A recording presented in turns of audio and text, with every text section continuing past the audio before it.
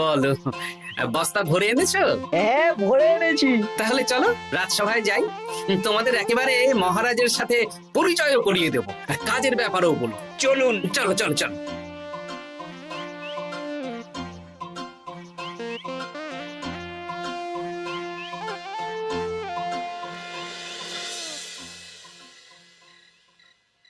দেখা যাক মন্ত্রী সেনাপতি গোপাল কখন বস্তা ভরে আনে। এই তো চলে এসেছি, বিশ্রাম নিলাম, বস্তাও ভরে ফেললাম। এই দেখুন মহারাজ, আমিও বস্তা ভরে এনেছি। বাহ, তোমাদের বস্তা দেখে তো মনে হচ্ছে খুব হালকা। হ্যাঁ, আপনি যখন আমাদের বস্তা ভরে কি এনেছি সেটা দেখবেন না, তখন অত খাটাখাটনি করে কি লাভ মহারাজ? কিন্তু গোপালের এখনো অবধি দেখা নেই। ও কি সোনা গয়না ভরে আনছে? গোপাল যা কুঁড়ে আর ঘুমকাতুরে, হয়তো জঙ্গলেও ঘুমিয়েই পড়েছে।